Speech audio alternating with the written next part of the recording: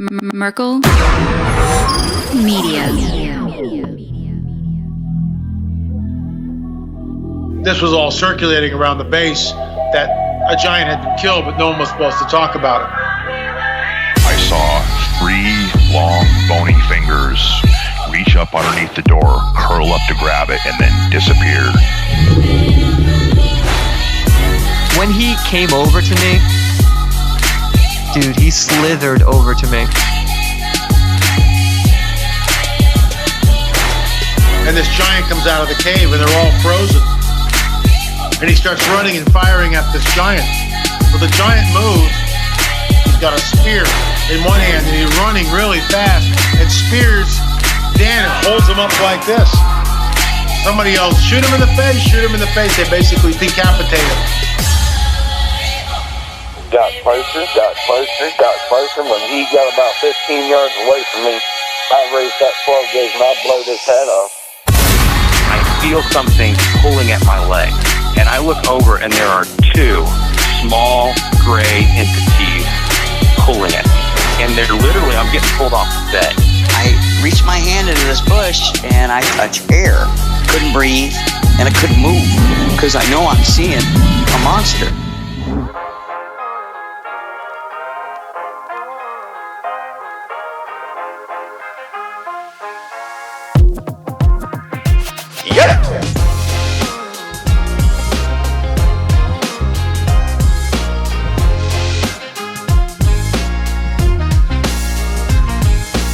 Welcome to the show, everybody listening to the Confessionals podcast. I'm your host, Tony Merkel. Thanks for being here. If you have a crazy, wild experience you want to share with me on the show, go ahead and shoot me an email.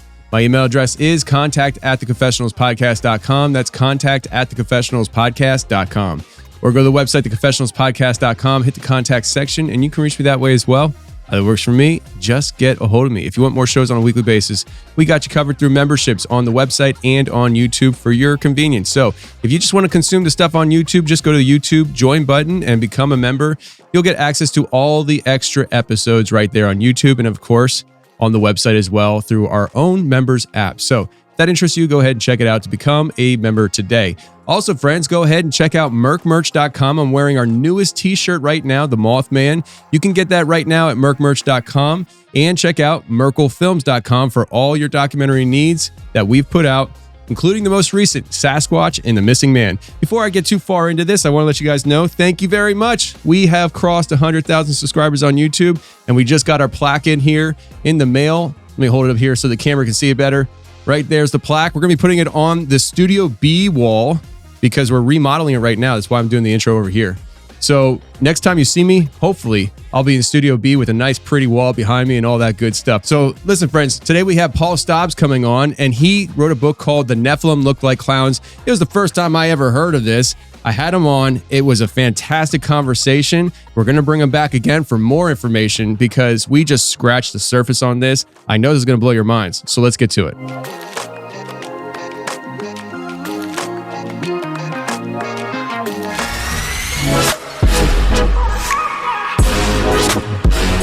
All right, today we have Paul Stobbs on the show coming from the UK. How are you, man?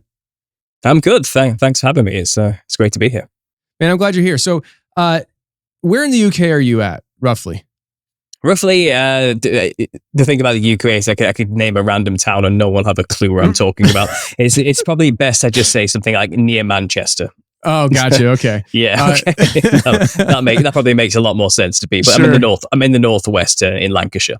Yeah. Gotcha. Okay. I know we have listeners in the UK for sure. I mean, the one guy, Luke, he's been a listener of my show from pretty much day one. And it's just, I don't always get to connect with people in the UK. And I just found out about you this past weekend. This is one of the most quickest turnarounds of an interview that I've ever been able to pull off. So I'm excited to talk to you. I think I first saw you on Tinfoil Hat podcast. Were you on that podcast? Yeah, it was Sam. Yeah, that was. That's what I thought. I saw he came out with a podcast, and I'm pretty sure it's something Nephilim, and I recognized the face, and it's one of those things where you mean to click on it later, and you never get around to clicking on it. And then last week, I saw Vicky Joy Anderson post a picture of your book that she had gotten, and then, ironically enough, I believe it was Joel, my social media manager, who brought you up. And I looked at you, I was like, man, I got to talk to this guy. And so here we are. I didn't expect to be talking to you so quickly, but thanks for coming on the show, man. No, I mean, it's actually quite serendipitous that this happened so fast, because I actually had probably Alexandra booked for Wednesday on my own podcast. She's been in the game for years and everything. And last minute, she had to cancel because of a family emergency. And then the next day, you messaged me saying, "Oh, I want you on the podcast." I said, "You know what? Wednesday has just opened up, and I can only do Wednesdays and Sunday evenings, and I'm booked up until like the end of August now for every Wednesday and Sunday." So you kind of actually, this just worked out perfectly. It's perfect. I think that's what it was too, because you said that. That's what you said. I Wednesday just opened up and I'm booked up through August, and I was like, dang it, that sounds like me. Let me just get on this guy now. Let me get on it now while it's hot. Yeah. So here we are. So listen, man, I ordered your book and it just came today, and emergency happened at the house, and I had to come in here to do the interview. I was planning on doing the interview at the house, but it turns out my family wasn't leaving, and so I had to come in here, and works out best for the show, I'd say. But I forgot the book at the house. I really wanted to have the book to hold up and say to the people, see, I have it too. But you wrote a book called The Nephilim Looked Like Clowns, right? Or They Look Like Clowns. Yeah, the Nephilim Looked Like Clowns. That's right. The book is actually coming at the end of 8 years worth of research. I started a series in 2016 on YouTube called The Nephilim Look Like Clowns. And we'll get into the story of how that happened as we go on. But over those 8 years, I've created a 44-episode video series dedicated to fleshing out this idea. And if I was to give you the quick elevator pitch now for what it is, it's that what we call a clown from a Western standpoint is actually a occult symbol purposefully crafted to be a caricature of the Nephilim and Nephilim features.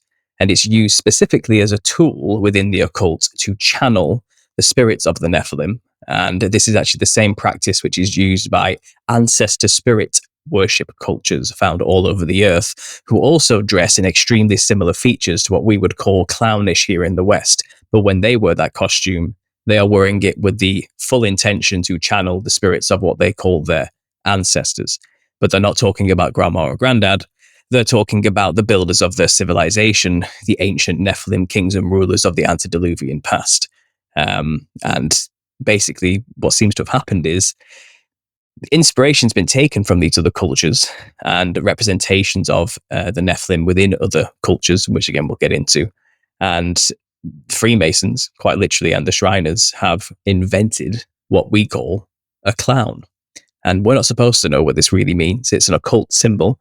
And this is certainly no laughing matter, which is the tagline of my book. This goes way darker and deeper than you would like to think on the surface. I know what it sounds like when I say the Nephilim look like clowns. I'm not insane, but you'll realize this is actually a lot more serious than it sounds. Yeah. No, listen. Anytime we're talking about the Nephilim, you have my ears and attention.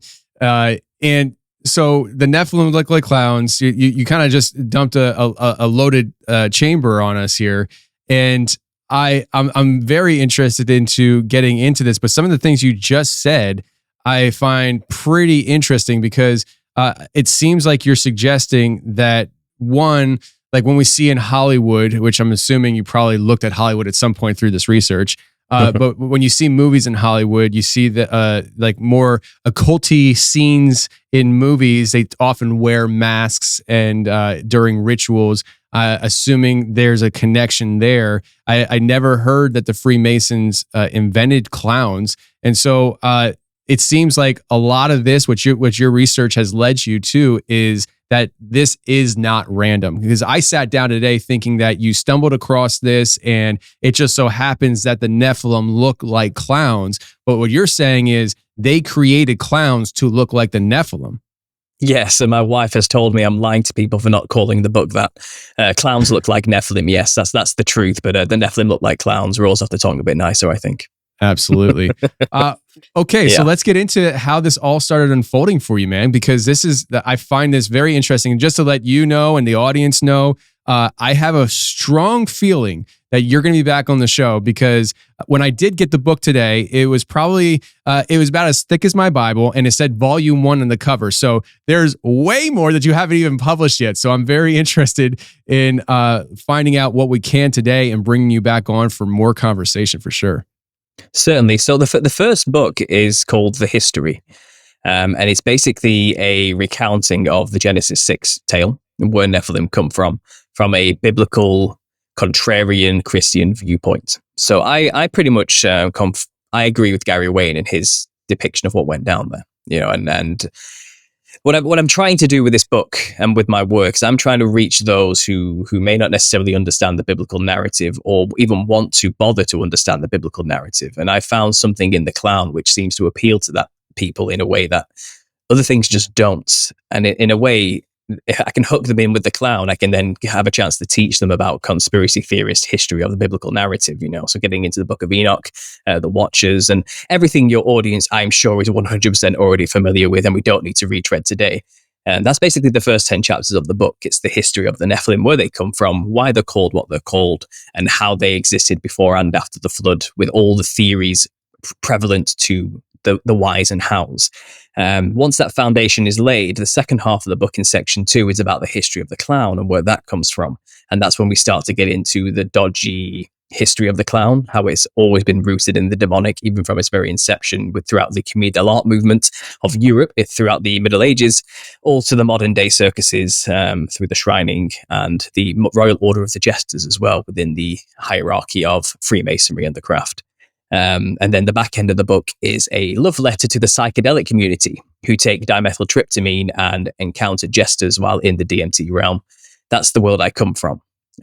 Prior to being saved in 2014, I myself was a psychedelic tripping, Eastern mystic type person who was looking for answers out, you know, within myself and in substance abuse, basically. And you know, coming out of that now as a born again Christian, I'm trying to reach that community and let them know that these entities you're dealing with in these realms, which you think are archetypical representations of the human psyche and the inner shadow which needs work or something, I'm telling you, these are tangible beings separate from yourself that have a history and reason for being there, and they are not your friends.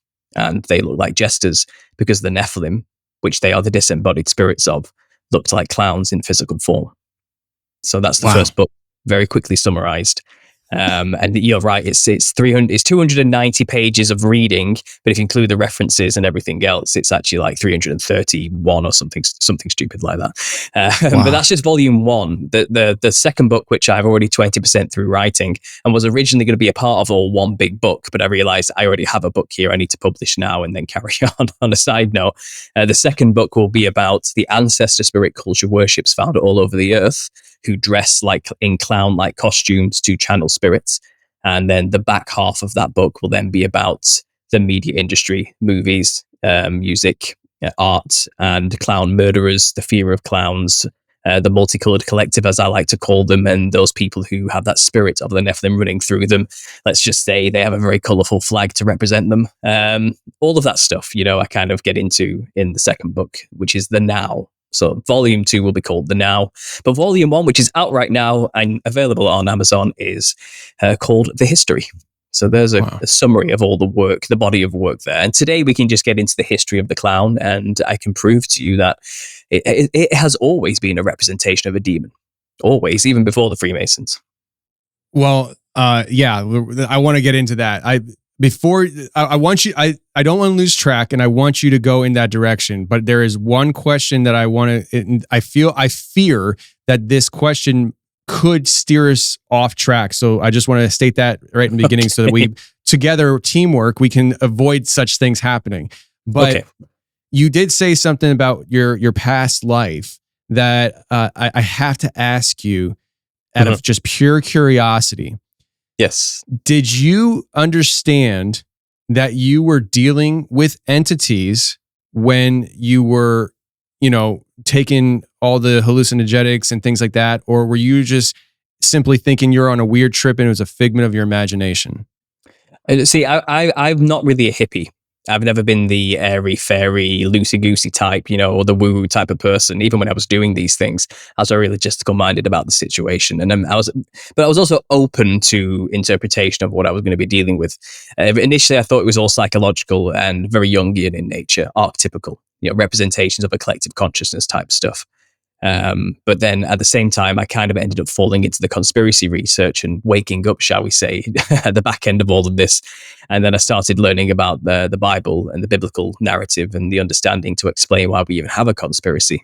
So I started my YouTube channel, which is called Understanding Conspiracy, to try and get to the bottom of this whole mess. And I basically started to learn about spiritual warfare and demons. And Derek Prince was a huge influence on me in the early days, about how demons operate. So I was still doing these things while learning that stuff, and I was starting to be open to the idea that, okay, these entities may not be what I thought they were, But I was quite blessed that when I was doing these things and going to these places, I didn't encounter any entities at that time. I just kept going to the psychedelic realms and seeing the nature of reality and learning from it and from that psychedelic perspective. But the entities wouldn't come. And I guess in a way, at the time, I was kind of a bit disappointed by that, because I didn't understand, was I doing something wrong or what's going on here? It was only came afterwards, after being born again, did I come under heavy attack from demons, basically, and starting having visions and sleep paralysis and horrible. There's a moment where I quite literally almost died and had to call on the name of Jesus to save me, because darkness started to seep in from my vision, and I collapsed and went paralyzed for no reason. And I started to be pulled out of my body into the DMT realm. And by this point, I'd been sober for like a year. I haven't even touched the stuff or anything. But it seems like once I let go of that life and stopped being a useful vessel for demons, who were living vicariously through my senses, the more drugs I did, the happier they were, because they got to feel that through my senses, because they were happily living in my temple of God. They were dwelling in there. Once I was born again and filled with the Holy Spirit, and these things were kind of cast out, in hindsight, it feels like well, if we can't have you, nobody can type of situation, and they tried to kill me. I feel like that's what happened. And then I started having random visions of Jester entities in the DMT realm when they came for me after the fact. But when I was happily ignorant and naive of what I was doing, they didn't bother to turn up. They weren't bothering to teach me anything or show me anything or anything like that. Only after I came to Christ did I start to see these things, and did they come for me. So that's kind of, a part of my testimony and journey there. But I suppose that's the long answer. The short answer is, I suppose I didn't really know what I was dealing with at the time. And but then I started to learn just before I quit all that stuff. So maybe I got out just in time. Who knows? I just now had a question that then spawned a memory, and it's somewhere on my archive. I mean, we're coming up on 700 episodes. It's hard for me to remember everything, but yeah. I feel like early in the show, I had somebody talking about a clown entity that appeared before them. And the reason why that popped in my head is because my question to you was going to be, and it still is, have you come across other people describing what you saw with the Jester-looking entity? Are other people describing seeing these types of entities as well that you have seen? And again, I don't want to go off track what we were going to go with, but I what you're saying is fascinating. It's just spawning more questions. Mm-hmm. Oh yeah, the encounters with DMT jesters is infamous in the community. It's the most prominent thing that is seen by people who take dimethyltryptamine, and other psychedelics. And even people have said they've encountered these things in nightmares and dreams and sleep paralysis. A big, wide, grinning, sharp-toothed, pale-skinned monster of some kind. Akin to a monstrous Joker of sorts. You go to the DMT Nexus, which is like a forum full of people discussing the trip reports, and the Jester encounters are extremely common. And Joe Rogan is infamous for spreading this idea and talking about DMT Jesters and kind of popularizing it in the psyche of millennials, shall we say? But it's real, it's tangible, it's repeatable. You take DMT and you get Jesters, and it's not that they are like humans dressed in Jester outfits. Their skin is that shape and color. The heads they're not wearing a Jester's cap. The skull is shaped like that. It's horns, it's, we only have the word Jester because our language is limited to describe what we're talking about and what we're seeing. So we say Jester because it's the closest thing we've got, you know. But as we'll get into again, the history of this, where we even get a Jester from is from the Wild Man of Europe, which is the quintessential European version of Nephilim. So yeah, we can get into that. Let's do it. Let's get into it, because I'll wind up asking another question that's like what's your birthday kind of thing. So let's get into the history and how this all kind of came together. Sure. Well, my birthday is the 4th of July, first of all. And, and the history. Hey, over here, that's a great day, man. That's a great day. It sure is. It sure is. It's the day Will Smith beat all those aliens. So it's quite a wonderful thing. And welcome anyway, to Earth. That's right. Anyway, so the history of a clown. Yeah. So this is something I've told hundreds of times now. And hopefully I've got good enough to tell it as quickly as possible and as succinct as possible, with as much information for you to go away with and look into yourself as possible now. But first of all, when I'm talking about jesters and clowns, let's get out of your mind just funny people. There's always been comedians as far back as human history, since the beginning of man. There's always been people who are funny. We're not talking about funny men and comedians, okay? We're talking about a very specific design and costume style, which we call clownish today in the West. This is about aesthetics more than actions. Okay, so let's get that groundwork laid down first, because a lot of people do get too bogged down in the behavior of clowning and jesters rather than simply the way they looked, because the book is called, after all, The Nephilim Looked Like Clowns. So let's stick to what we can know. So go back in time here. We're talking about the earliest westernized image of a clown that we can understand came out of the comedial art movements of the Middle Ages, beginning from around 500 to 1500. Roughly, and it going into the modern day. But that was its developmental period. We call it the Dark Ages, you know, when Catholicism kind of took over and was the dominant force throughout Europe. So with the collapse of Rome, there was a lot of actors out of work, should we say. The early mimics, mimes, stupidists, these performers who would often perform on stage wearing masks to mock and mimic and caricature generals and leaders and kings and things like that, you know, to make a satire. But they were never really looking like clowns necessarily. They wore costumes to look like I said, archetypical stock characters of any civilization that people can understand and grasp. But when the collapse of Rome was kind of solidified and, you know, Christendom was established, acting was kind of seen as being a prostitute. It was pretty much frowned upon. And it wasn't something that you could really get away with doing publicly anymore. It became more of a private affair for the rich and affluent. This is where court jesters start to come into play. The only person who was allowed to really have a funny clown-like jester around, or an actor, was the king, because who's going to argue with the king, you know? It's that kind of thing. And obviously private shows is where most of them went, but a lot of them decided to leave Rome and start traveling Europe, and they established traveling troupes of performers. And in fact, the first traveling troupes of actors to introduce female actors to the stage, just a little tidbit for you there, but they were called the Commedia dell'arte, and they came out of the tradition of Italian theatre, but they became quick improvised shows with very quick improvised stages in the town squares of any city they rolled into. It was the first traveling circus, but it was strictly improvised shows on a stage, you know. And they traveled from basically all over Europe. They went as far as Russia, you know, and as far north as Sweden and Finland and Norway, you know. Any tip of Europe, they've been there, and that they traveled. And they did this for 1,000 years. Quite literally 1,000 years of a development of this art form, which was built up of a range of stock characters, as I mentioned earlier. So stock basically means it's recognizable to anywhere you go. Everyone knows who the rich man is. Everyone knows what a soldier is, or the policeman. You know, everyone knows who what a servant is. And that's what these characters represented. But they were all in their own way clowns, zanies as they were known, funny men, you know, and they all had their own routines, which was expected of the person wearing that particular mask, you know. And it was pretty set in stone for a long time what these routines came to expect it to be. But it seems odd, because coming out of like 900 to 1,000 years, a random character decided to be added to the movement called Harlequin.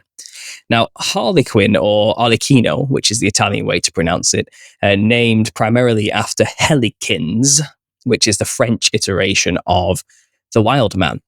So Harlequin was added as a stock character because this troupe that kind of went through Europe, they had noticed something about everywhere they went. They all had this odd folk tradition called the Wild Man tradition.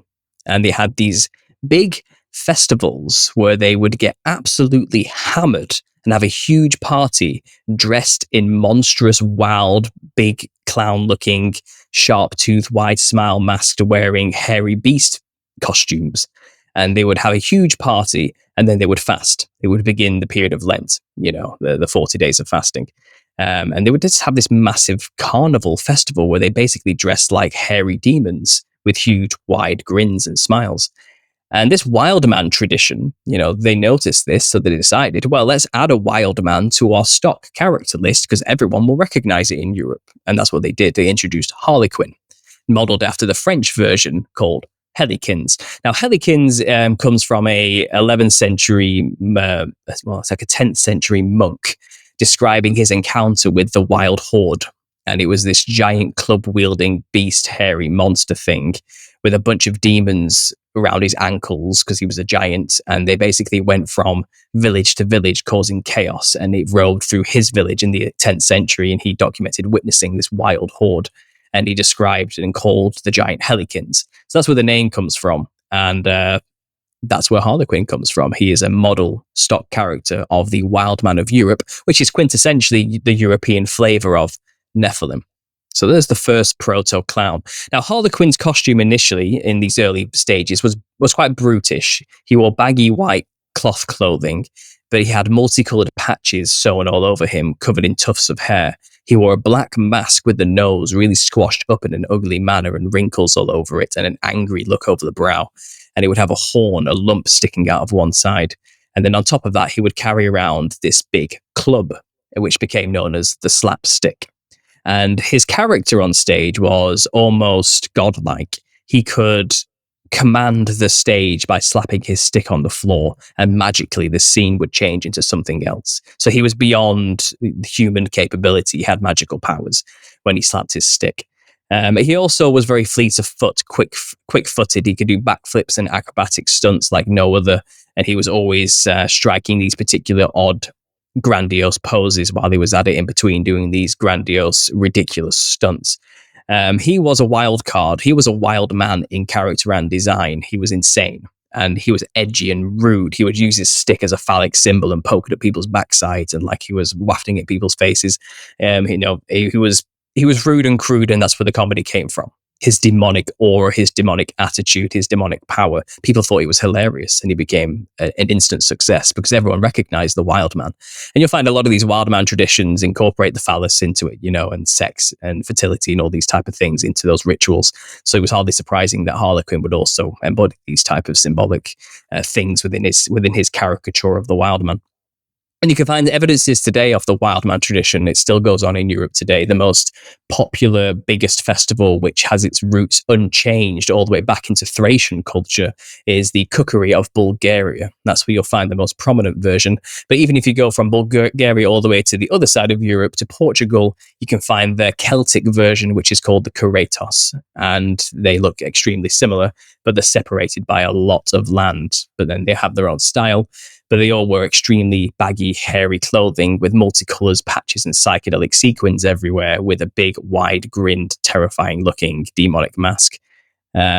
These are the representations of demons.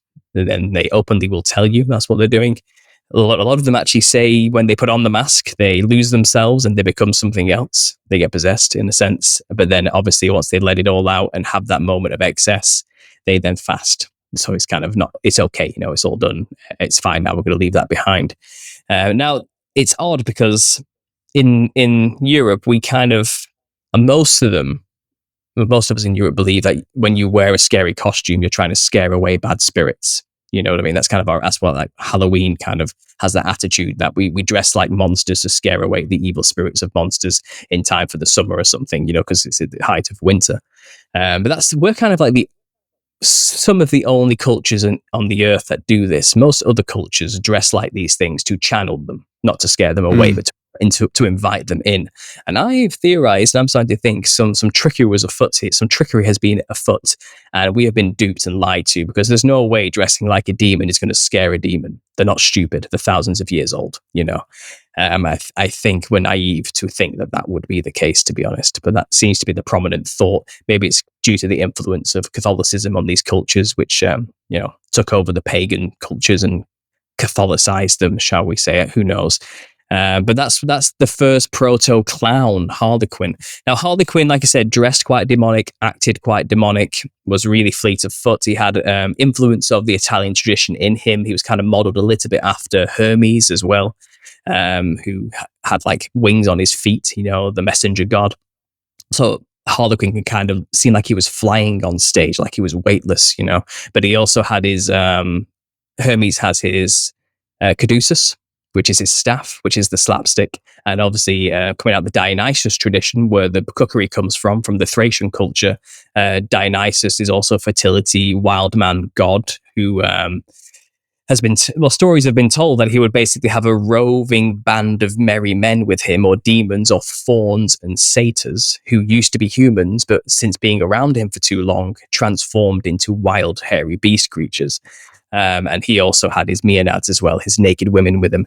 And this is very similar to the wild horde mythology of the Harlequins, which had his band of merry demons who went around from village to village terrorizing people. Instead, it seems like this tradition is ancient and represented in shape-shifting, sexually charged giants of some kind. You know, so we're talking about the Nephilim, but kind of European flavors of it all throughout. And this is who Harlequin is modeled after. Now, as the history goes on, so this is the 1600s, he's introduced. We come on out of that into the Enlightenment period and through to the Industrial Revolution. Then we're going into the 1800s. He changed drastically over this 300-year period. He became less of a demonic character, and he turned more into a doting, lovesick idiot, constantly chasing after the rich man's daughter, Columbine. And that kind of became his routine in the end, you know, and his costume got a bit tighter, a bit more sequined, a bit more lithe and dandy and fancy, you know, less brutish. His mask got a bit more fancy, more like the Venetian masks. And he lost his edge. He wasn't as demonic anymore, you know, and there was kind of a void, a vacuum in the industry for that demonic edge. And you'll find in the British tradition of this Comédie de l'Art, pantomime was invented in London, in Sadler's Wells Theatre and the Royal Theatre of London. And this tradition of pantomime was getting quite big and popular, and it was the British flavour of these things. And it had the same stock characters: Pantaloon, the rich man; Columbine, the daughter; Harlequin, the servant of the rich man; and the other servant of the rich man, which was Pedrolino. But the British version was Clown. But Clown is fundamentally Pedrolino. It's the same original character. Now, Pedrolino, the other servant of the rich man, was always the foil for Harlequin. It's kind of, Harlequin would steal the daughter of Pantaloon, the rich man, and run away. And then the rich man, with his other servant, Pedrolino, would chase after them and try and get the daughter back. And that's the comedy. That's the routine. That's the joke for an hour on stage, you know, scene after scene after scene in a Looney Tunes style chase scene, brutally attacking each other to get the daughter back, you know, and that was the comedy. That's where it arose from.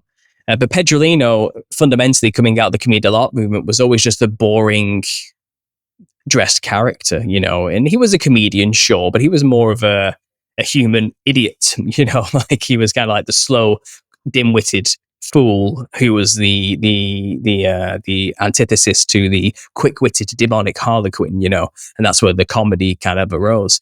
But as I said, Harlequin lost that demonic edge, and in Britain, Pedrolino became more of a edgy, demonic, carefree, devil-may-care character. And this was highly popularized by a actor at the time called Joseph Grimaldi, who's equated with being the father of modern clowns today, in fact. But I'll get into how this is actually a misnomer and not true at all, to be honest, and maybe a misdirection. But he basically was such a wonderful actor and so hilarious that he became synonymous with the best clowns who ever exist throughout human history. He was hilarious. People could not go and see this guy without busting a gut, you know what I mean? It was just too much for them to handle. People left there weeping in tears from the laughter type of thing. And he was edgy, he was witty, it was weird, you know. And you'll find around this time period, in the 1800s, late 1700s, there was an odd costume change for the clown as well. And Pedrolino, who the clown was modeled after, used to wear a boring white Elizabethan servant rag. He had a floppy ruffle around his neck, like a floppy, boring, cheap hat of some kind, really loose white clothing. Think of the French iteration of Pedrolino in the same tradition. He's called Poirot, and he's the really sad clown wearing the white makeup and the pointy hat with the black pom-poms, you know. That was the French, quintessentially French version, you know, and Pedrolino was pathetic. He was always pining after Columbine. Woe is me. Why does Columbine want Harlequin and not me instead? My life is so terrible, you know, pity, pity, pity type thing. But the clown of Britain wasn't like that. He was like, I do not care about anybody but myself. I just want to drink beer and eat sausages. You know, that was the British version of the same character, Pedrolino. And people loved it. People loved how edgy he was. So they made a costume change.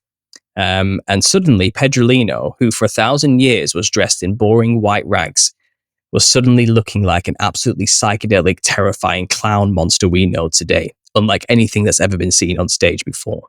And you have to wonder, where did this design come from? It's so out of the blue. It came out of nowhere. It's nothing like what he used to dress like. It was insane.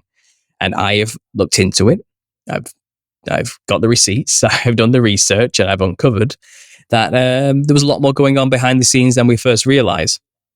So Sadler's Wells Theatre, which is where Joseph Grimaldi was working predominantly as a young up-and-comer. His father was already a famous actor in the past called the Signor from Italy, and he kind of had big shoes to fill, and he had always been in the industry. He had always worked since a child in the theatre, you know. And he actually married the daughter of the owner of that theatre, Richard Hughes. And sadly for Grimaldi, young Grimaldi, she died at childbirth, and so did the child.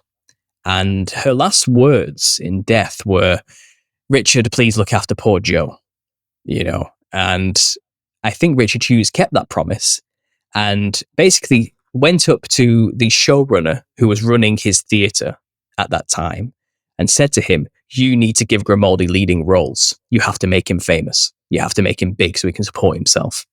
I promised my daughter," you know. And that's what happened. He basically became the lead clown and upstaged a classical actor who had been the lead clown forever, you know. But the odd thing is, that's when the costume change happened at the exact same time. And the person who made this choice to change the costume is somebody called Charles Dibdin, who was the showrunner who was asked this dodgy favor, you know. And he had just been hired. And he is the son of another man called Charles Dibdin, the same name, Charles Dibdin Sr.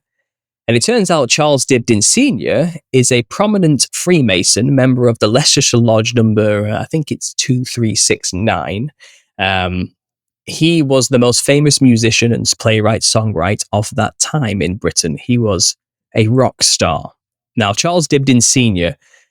is equated with writing all the music that kept the maritime sailors of the time and their morale up. He is equated with being the one who single-handedly helped Britain with their victories because of his music and what the sailors were singing in the songs he wrote. So he was considered like a big deal. He was known by everybody, including the Crown, you know, and he was a Freemason through and through.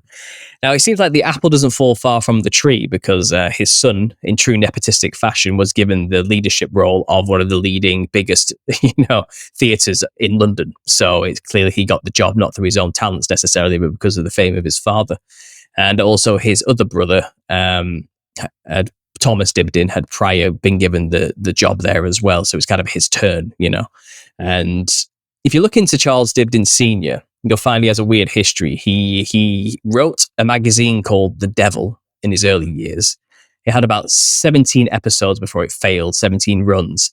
The opening chapter of his magazine called The Devil is him talking about meeting the devil and making a deal with him.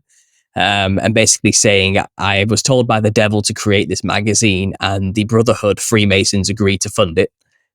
And it was basically a magazine bashing the religious leaders of the day and the political authorities of the day, you know. And then after that failed, he became incredibly famous. So it seems like the deal with the devil was made then in some way, a true Faustian bargain of sorts. You know, I don't know what happened exactly, but that's when his fame skyrocketed and he became this famous playwright and songwriter. He was always traveling back and forth to India because his brother was a member of the East India Company, which is not technically a British military regiment. It was a private company with a very British sounding name, you know, but they were involved with basically colonizing India. And that's what they were doing. They were establishing themselves in Calcutta, primarily in the east of India. So the East India Company, his brother, Thomas Dibdin, again, a very complicated, all these names are the same. They always name their sons the same names. So his brother, Thomas Dibdin, died there. And Charles Dibdin made a song called Tom Bowling, which was so amazing that was sung by all the sailors. This really helped his fame massively. It's still sung today at the end of the proms in the UK, which is a yearly ritual classical orchestra show, you know. And at the end, they always close by playing Tom Bowling by this Charles Dibdin. So he was no joke, Charles Dibdin Sr. He was famous. He was rich, powerful. He was a media mogul of the day, you know, like we have today, powerful media moguls in the industry. Well, he was like a head of one of the major heads of the media industry, the Illuminati media industry of the 1800s. You know what I mean? He was like up there. And he, like I said, he was intimately linked with India. He was going to move there, but his boat didn't set sail due to bad weather, and he decided to change his mind last minute and stay in England. He wanted to live there. He'd traveled there so many times to see his brother, you know, and he just wanted to start a new life out there, I think. And no doubt his sons went with him on these trips. And then when you come back now to Joseph Grimaldi, brand new costume change by the son of this Freemason, Charles Dibdin Jr., and you look at the costume that he dressed him in, you'll realize something. It's identical to the costumes that were worn by the Rakshasa demons, the guardians of the temples in Thailand, in Indian culture, in Hindu culture. It's identical. The same polka dots, fashioned white, multicolored fractal pattern design is what he decided to dress the clown in on the stage in that time period in the 1800s. And that's where his inspiration clearly came from, his regular interval trips to India and Hindu iconography. So not only was Harlequin the first initial proto-clown Jester character modeled after the European flavor of the Nephilim, which was through the Wild Man, when he was replaced by the clown as the new demonic role, the costume that the clown was then dressed in was after the Indian flavor of the Nephilim giants, which is known through the Rakshasa. And then that became the industry standard for clowning from that day forward. Joseph Grimaldi, he said to create the makeup, the white skin, fractal pattern makeup.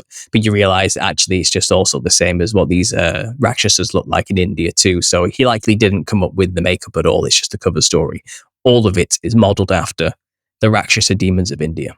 And that became the industry standard. He was then equated as the father of modern clowns from that day. And all the clowns of performers of that time saw the show with this new costume and were blown away and decided, you know what, we're going to start dressing like that too. And to this very day, clown costumes are still modeled after Joseph Grimaldi's original costume, which is modeled after the Rakshasa demons of India. So no matter which way you cut it, historically speaking, the clown has always been a representation of a demon. So there you go. That is wild. That is absolutely wild. So anybody who maybe needs help making the connection still, I assume you agree with me on this, is that, you know, if the clowns look like demons, well, where do the Nephilim come in? And that's because, like you said earlier, the book of Enoch, it clearly shows and states how the demons are the spirits of the dead Nephilim. So yes, it's this domino effect of representation that carries us from the beginning to now where we are in today's world. And I know you said you're writing a book about the current times, which I'm very excited for you to come out with already. But you really did lay a great picture here as to how this has come into modern times. And I'm assuming the answer is no, but it doesn't seem like it's an accident that we have Harley Quinn and the Joker as a character duo in DC comic books that are in love with each other and what many people would say act demonic in the way they represent these characters in these movies and things like that. Mm-hmm. Oh, absolutely. Yeah, it's tongue-in-cheek humor to the truth. They're both representations of demons to begin with. No wonder they're both psychopaths in this fictional reality created by likely people who are in the know to what these symbols actually represent. A clown is not just a funny man. It's a representation of the Nephilim. And I think there are people in the industry who know this intimately and have been using this and rubbing it in our face for a long time. Do you know, once you discover the symbols, you can't stop seeing them type of situation, when you start waking up and you see the signs and symbols in all the media and you realize it was there the whole time. Why didn't I see it? Now I've told you this, you're going to see it everywhere. You are going to see the clown in everything, hidden everywhere. And it's always been there, and it's always represented the Nephilim. And like I said, it's to wear the costume of something actually is quite a serious spiritual practice, especially to most other cultures around the world. We just don't know that in the West. We are naive to the spiritual implications of dressing certain ways. A costume to us is just a bit of fun for Halloween. A costume to, let's say, the Theym of India is a means to get in touch with the primordial gods of the ancient spirits in order to get information and power from them.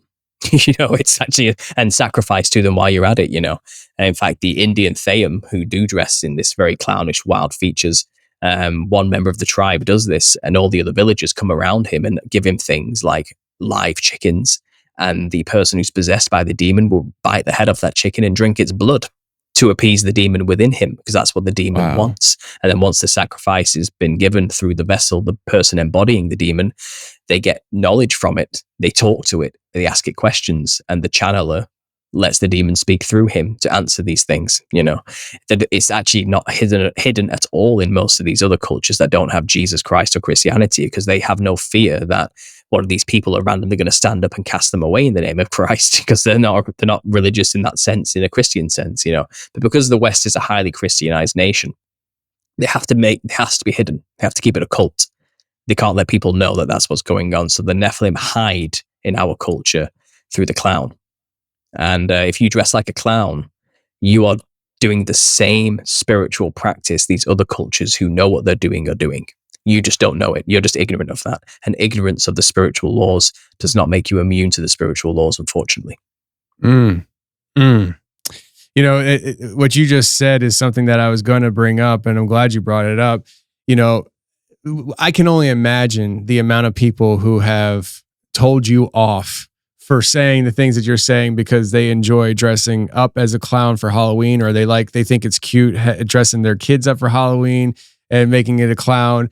And here you are telling them that they're basically creating their children to be a vessel for demons one night a year. I mean, am I right, or am I right with the amount of people who probably reached out to you pissed off? Well, surprisingly, I'm not saying that hasn't happened, but it's a lot less than you would think. Really? I've more had people who idolize clowns themselves, and perhaps have a lot of joke or iconography, or love Harlequin from the DC universe, for example, get upset and furious with me saying it's just a cartoon character, it's nothing, it's not that serious, and I love it, and I love what it represents. And I'm kind of like, look, the history is the history. It is what it is. I'm not trying to say you're a bad person for liking clowns unnecessarily, but just be careful, be aware of what these things actually are, and I think it's kind of cognitive dissonance at the start. And I get it. It sounds silly. Clowns are something fun for the kids, right? That's what they've always been to us. And that's how we're supposed to take it. Yeah. That's the point. You're supposed to take it as something fun for the kids because it's an occult symbol. That's the exoteric thing they want you to take away from a clown. But esoterically, it's a representation of demons and is a tool for channeling demons. And it's used by the industry. The secret of the music industry isn't to have talent, or to be able to sing. It's just dress as much as you can like a psychedelic fractal clown monster, and you will be elevated.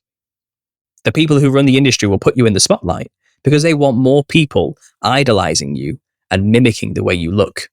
Because the more people they can get dressing that way, the more channels they open.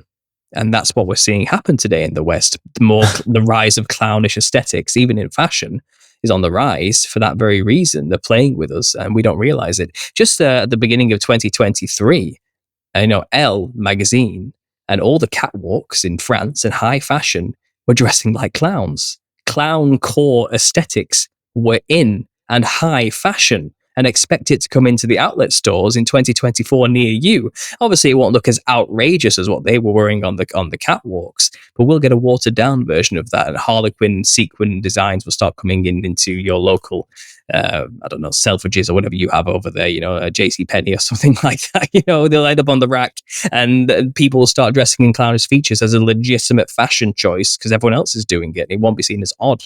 And they're normalizing it as time goes on. And I'm not joking. Go and check that out. That happened. And there's a huge movement in TikTok from mainly Gen Z and young millennials, which is called clowncore aesthetic, where they are legitimately dressing like clowns and walking down the street as a real fashion choice, not ironically, you know.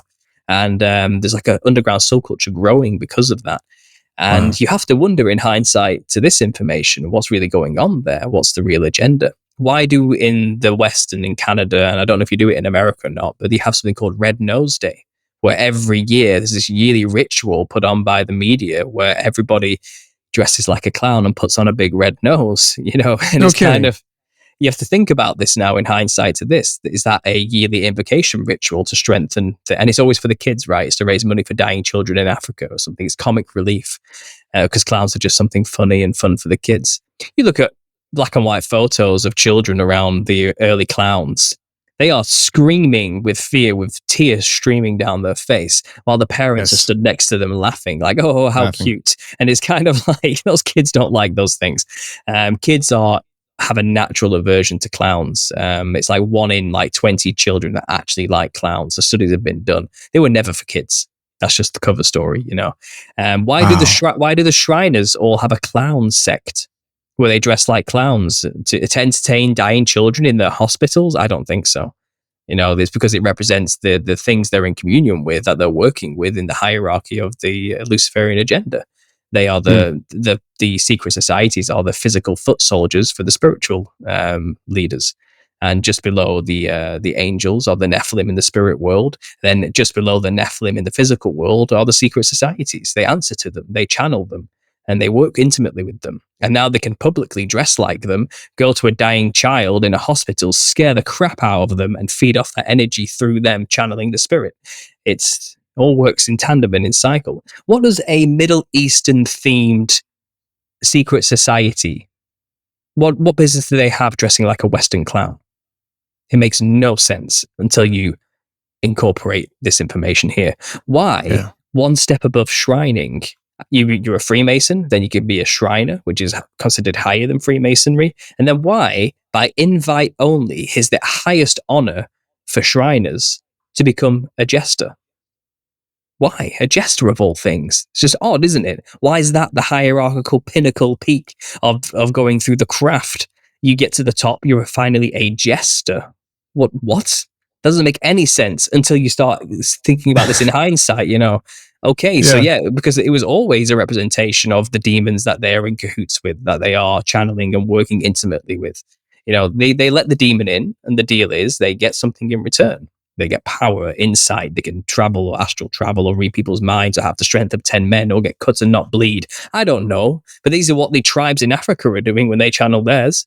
I know Africa's a huge continent with many countries and cultures, but you'll find a running theme throughout many of these countries and cultures that they do have this practice of dressing like their ancestors for power, to gain something, which is useful for warring tribes.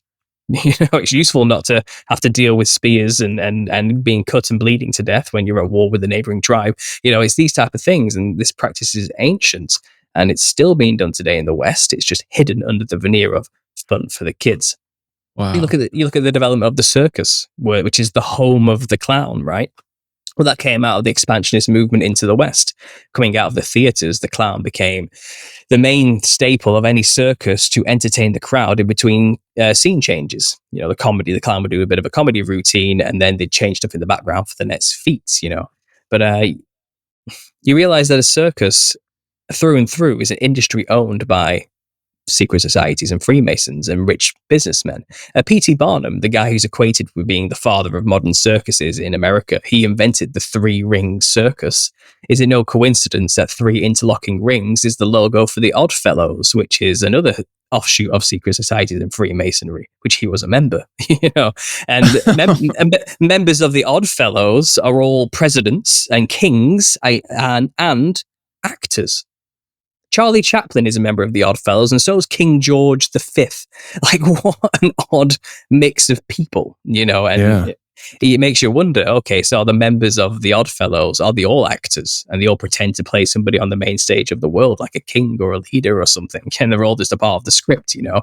And that's where we put the Actors Guild over there in the Oddfellows, which P.T. Barnum, Phineas Taylor Barnum, was a member, who basically introduced the freak show to the menagerie of animals with Bailey, and created the circus as you know it today in America. It's always been a Freemason affair. Even today, Shriners own pretty much all American circuses. And it's because these are giant invocation rituals. The circus is not just a bit of fun for the family. This is where it gets really weird. The circus is quite literally a model of Freemasonic rituals that you see in lodges, just on a bigger scale. So the ringleader of a circus, the black top hat wearing, cane wielding orchestrator of the clowns, is a representation of King Solomon. So in a Freemason lodge, the only person who's allowed to wear a black top hat is the leader of the lodge, the Grand Worshipful Grand Master. And they'll tell you this publicly. You can go and search for it. The hat represents the crown of Solomon. Now, what did Solomon do? He used a ring, the ringmaster, to orchestrate the demons to build his temple. So the ringmaster of a circus is controlling the clowns, the demons, which they represent, within the ritual of a circus performance. He is the ringleader. He is King Solomon. He is the Lord of the Ring. He is the orchestrator of the ritual. He is in control of the clowns. It's Solomon in control of the demons. It's an analogous story. It's the same thing. And also, never mind the fact that a fun fair with flashing lights and spinning wheels and psychedelic colors is a perfect representation of the psychedelic DMT realm where these jesters now reside as well. It's all tongue-in-cheek references to the spiritual truth of the matter. And circuses are quite literally a representation of Freemasonic ritual. In the 1800s, 10 huge circuses all got together, all of them run by Freemasons. Every last one of them, all the Ringling brothers, all run by Freemasons. All of them are Freemasons. Even the father was a Freemason. They all got together and they put on a huge show called King Solomon and the Queen of Sheba. And it was massive. It traveled all over America. It had animals galore. It had like 10 rings. It was just insane. It was mad. They had thousands of actors. All the costumes were made by the Anderson Arms Company, a company that would provide costumes for Freemason lodges for their own rituals, made all the costumes for this show. All the artwork was made by Belossi Caralfi, who was a London Freemason who designed a lot of the artwork for the temples all throughout Freemasonry. Everything was Freemason in-house created for this show called King Solomon and the Queen of Sheba, because they idolized Solomon in Freemasonry. They constantly tried to recreate his temple. And they've just created this huge spectacle which people come and pay for, involving clowns and animals and this ringleader, which is quite literally inviting the public to come in on a Freemasonic ritual and take part in the invocation ritual. But the public don't know that. They think it's fun for the family. That any initiated would go to these shows and go, this is nuts. I'm used to seeing this on a tiny scale in my little backwater lodge. Now I'm looking at this huge grand spectacle and it's amazing. And they understand all the symbolism and the narrative that's going on. But the public aren't supposed to know because it's an occulted symbol. So yeah, the clown has always represented the demon, and the ringleader of a circus is the Lord of the Ring, King Solomon, who controlled the demons in the ring. He's the ringmaster. It's always been that way. We've just figured it out now, should we say? Well, you're figuring it out and sharing with us. Listen, this is fascinating. There's so many things that you're saying that just kind of popping in my head. I mean, the circus, I remember when I was a kid, I went to a circus. I've only been in the circus once when I was a kid, and it terrified me. And given this context, it would make sense because it was like this massive ritual. And even in movies, again, like I got to go back and watch these Batman movies because, you know, we talked about the Joker, Harlequin, and even in, I believe it was one of the Batman movies, maybe multiple, I remember there being a huge circus and it being this dark themed thing. I've never ever considered this historical value connected to clowns, and then even into modern days, like in our own. I mean, literally, there's there's probably hours of content that you could share where you're talking about just Hollywood itself, like the Hunger Games and the way they dressed it in the Majestic City, whatever it was called in the movie The Hunger Games. I mean, this is even down to real life stuff. You're talking about fashion. I'm a big, I've people that listen to the show, they know I love basketball, and my favorite team is the Philadelphia 76ers. They just drafted a kid who paints his fingernails like crazy and is on TikTok dancing around and stuff. And it's kind of, I'm an old guy. Like it's not my vibe. Like I don't understand it, but the kids do that these days. And but that thought paired with another famous player who's retired now, his name's Dwayne Wade. He's been painting his fingers and stuff and seeming like he's getting ready to start dressing up like a clown himself. And I'm starting to wonder, like, there's these little things. And I'm not saying that, like it's the fingernail painting that's giving it away. I'm just saying, like, it's this idea of painting and dressing and changing. It's very interesting. I find it very fascinating. Listen, before we get out of here, I want you to tell people where they can find more stuff about what you've been researching. Obviously the book, but your YouTube channel. Let them know where they can find you, because I have a feeling there's gonna be a lot of people that are chomping at the bit to get their hands on that first volume. Yeah, so you can get the book on Amazon. I've got a copy here. The Nephilim Look Like Clowns. Like I said, it's a relatively decent read, but I've written it in a way that's very easy to understand. It's like I'm having a conversation with you. The reviews have come in and people seem to like it for that reason. So it's an easy read, but it's full of information. It's completely referenced. I've got the receipts for everything I've said. I'm not just making this up and talking out of my ass, as a lot of people have imagined I'm doing. This can be backed up by history. This is the truth. It's a symbol, and it's been exposed, shall we say. And yeah, you can find most of my work on YouTube. I am on other platforms, but YouTube is the place to find me for understanding conspiracy. And if you go onto that channel, you can go to my playlist section. There's a playlist called The Nephilim Look Like Clowns, which does span over 8 years. What I've talked about today maybe just covers a third of all the research on this. This gets way deeper. This gets nuts, all right?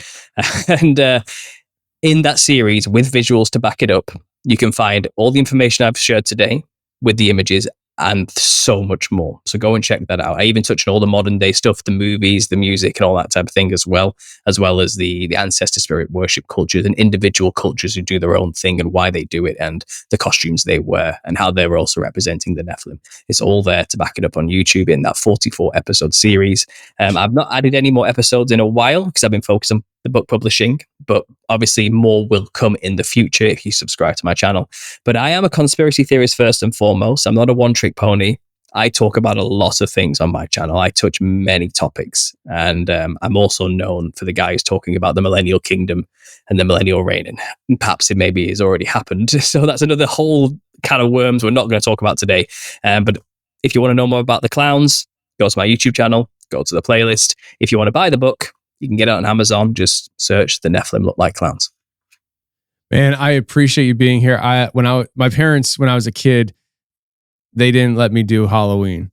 And when I was in first grade, I was the only kid that wasn't dressing up for Halloween, and they were doing this parade around the school or something. And one of the teachers had an extra costume, and they put me in this costume against my parents' wishes, just so that I wouldn't be left out.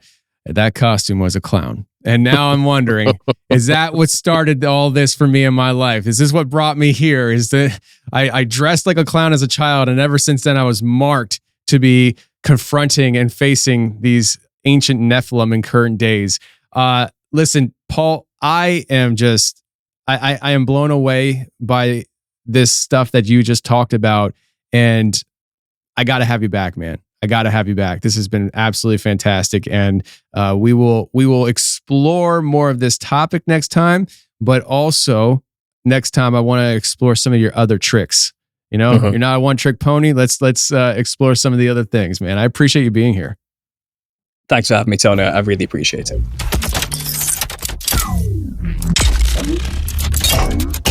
Well, that's the show, everybody. I really hope you enjoyed it. And if you did enjoy it, please share the show with your friends. I don't care where or how you share the show. Just share the show. If you enjoyed it, that's the best thing you can do to help the show grow. We'll go to 1 million subscribers on YouTube. I give it about 3 years. Let's make it 2, actually. 2 years. We'll be at 1 million subscribers, and all because you guys help us get there. Thanks for everything you guys do for the channel and the show. And until next Tuesday, stay safe, take care, and remember, the truth will set you free, but first it'll piss you off. Bye.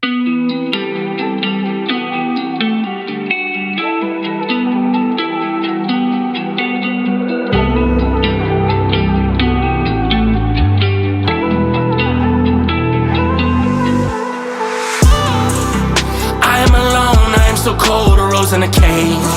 My petals are thrown into the wind, I'm left with no face. Cause when I scream, please hear my pain. Cause when I'm gone, I have no name. I am alone, I am so cold, a rose in a cage. My petals are thrown into the wind, I'm left with no face. Cause when I scream, please hear my pain. Cause when I'm gone, I have no name. I'm feeling so lost in this cage, I don't know who to blame. They use me when they wanna play. I'm just a puppet on the stage. I wonder if anyone outside can hear me. Maybe when the chalk is outlined sincerely, kill me so I can fade away. Feel me, you know what you gave away. I am alone, so cold, a rose in a cage. My petals are thrown into the wind, I'm left with no face. Cause when I scream, please hear my pain. Cause when I'm gone, I have no name. I am alone, I am so cold, a rose in a cage. My petals are thrown into the wind, I'm left with no face. Cause when I scream, please hear my pain. Cause when I'm gone, I have no name. These things I did not choose, I choose them for me. Dreaming of a noose every time they coming towards me. Who do I accuse? Is it you or who's before me? I'm clicking on my shoes, keep hoping that I'm Dorothy. These strings I did not choose, I choose them for me. Dreaming of a noose every time they coming towards me. Who do I accuse? Is it you or who's before me? I'm clicking on my shoes, keep hoping that I'm Dorothy. I'm alone, I'm so cold, a rose in a cage. My petals are thrown into the wind, I'm left with no face. Cause when I scream, please hear my pain.